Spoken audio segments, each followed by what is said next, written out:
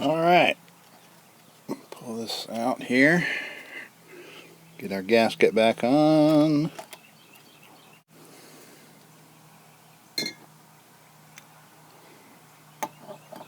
And the carb.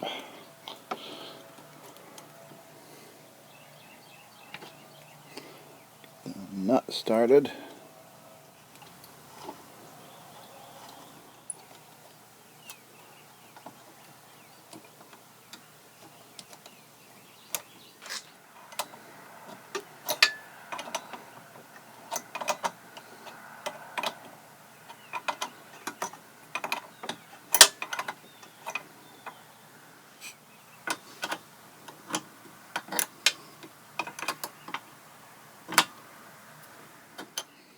Now those needle valves are really snug inside that with the compressed packing nuts. So I'm going to, before I put the cover plate on over these needle valves, I'm going to go ahead and just put these little handles on so I don't have the stops stopping me.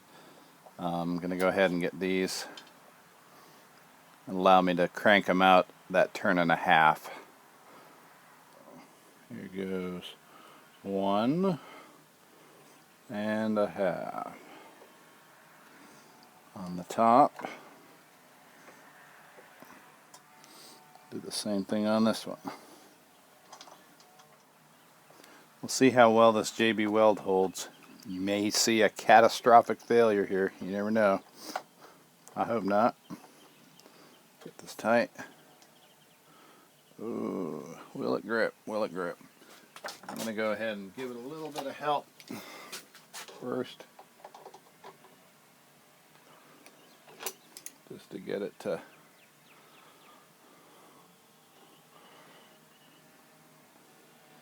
because I don't need that JB Weld to do much except to hold on to it.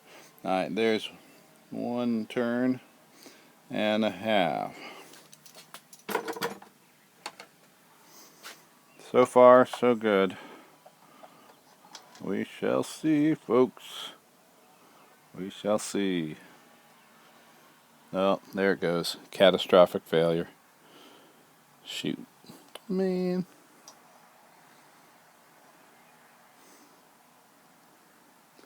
However, we may try and still work with that. Well, this needle valve is something we can deal with at any time. So let's go ahead and finish assembling the top panel. Got a spring that goes over that top needle valve.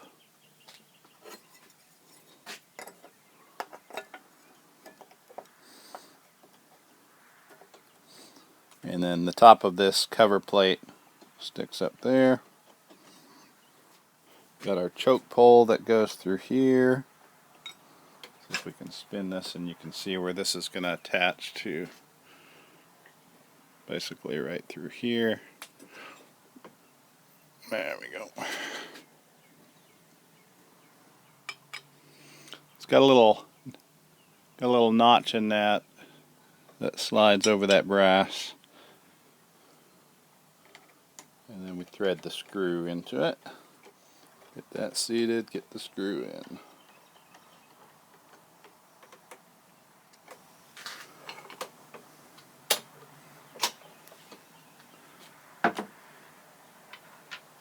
Now we'll go ahead and get our handles back on.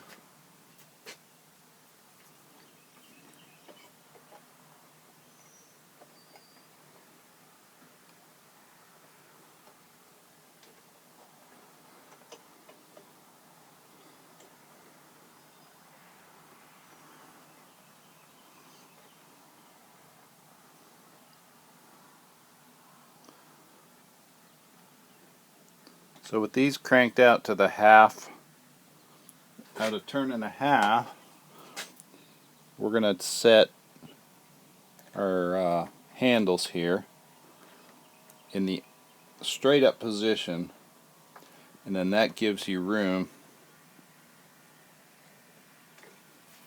to turn this way and that way. And then there's little stops here at the bottom, and up here there's a stop that will swing against as well. That seems to hold. And I like how stiff that is with the new packing that's in there. You know, it means that this is not going to move around on you as you're zooming up and down the lake, which is good. So we'll install this one in that down position as well. Get the little wedge screw in there.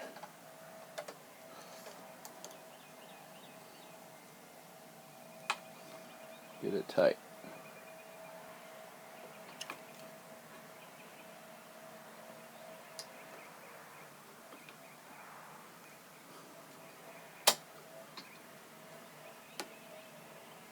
Now that's interesting, isn't it? So the choke pull kind of acts as a stop as well. Very interesting. Cool. Alright. This seems to hold real well, even though that JB weld is kind of loose. Once that wedge screw is in there, it seems to hold it just fine. And hey, we'll see how long that lasts. Alright. Linkage goes on next. And just like so. So the idea with this linkage is that you're going to get the flat spot on this linkage to go into the notch on the post that comes out from the carburetor throttle, and then the same thing at the top of this spinning rod here. It has a flat spot, so you want to get the flat edge of the linkage into that. The set screw will actually tighten against the round part of these posts. So this is going to go back on like so, and kind of get them together. There we go. So get that flat spot lined up and seated, and then we can tighten down on this screw.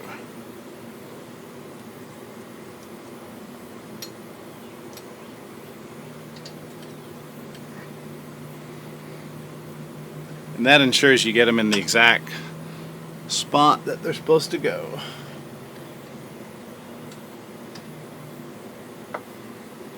Get this one turned.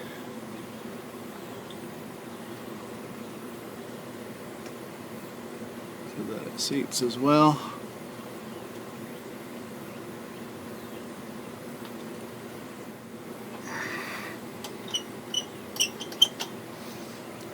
Alright.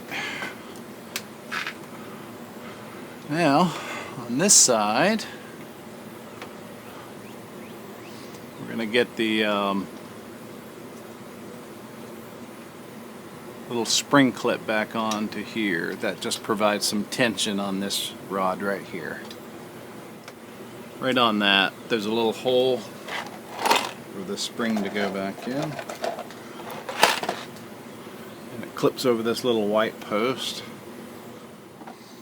So I've got this little spring here that goes between this post and just on the engine block. So as I move the Magneto, you can see how that now activates that lever, which activates the linkage on the other side. So you see that linkage move.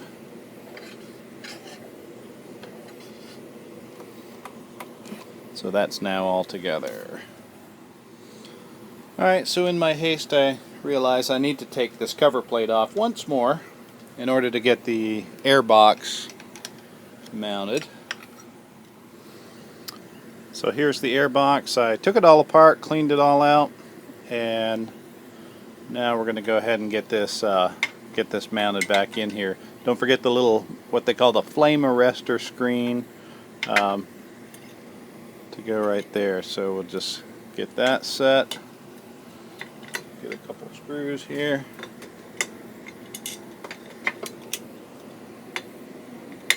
Get everything tucked where it's supposed to go. And so this provides air to the front of the carburetor, but it also prevents any flame outs. So get these just started.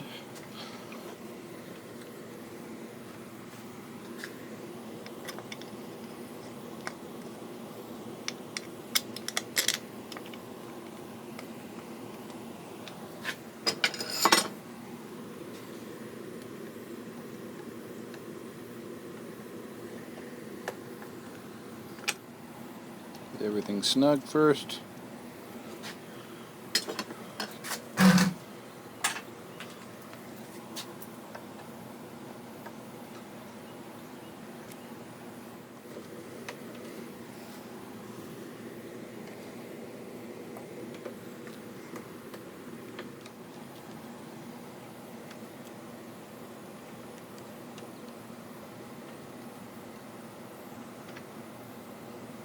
Now let's tackle getting this fuel line back in place.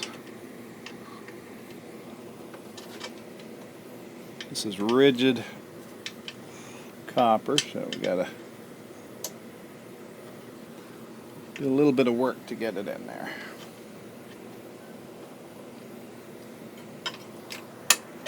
There we go.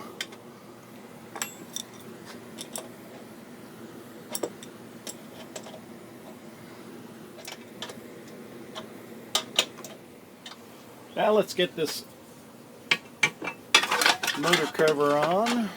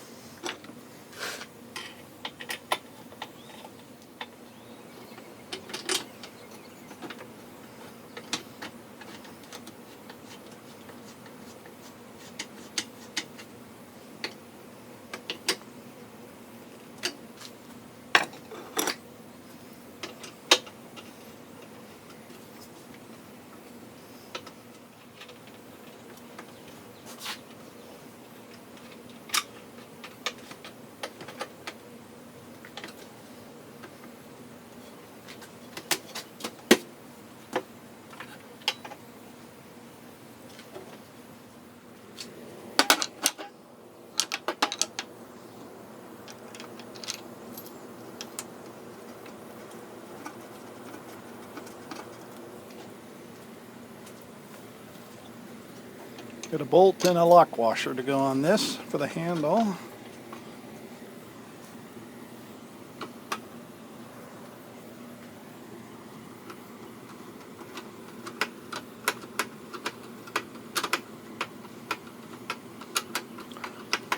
Threadings on these, as well as the screws over here, is 1/4 20.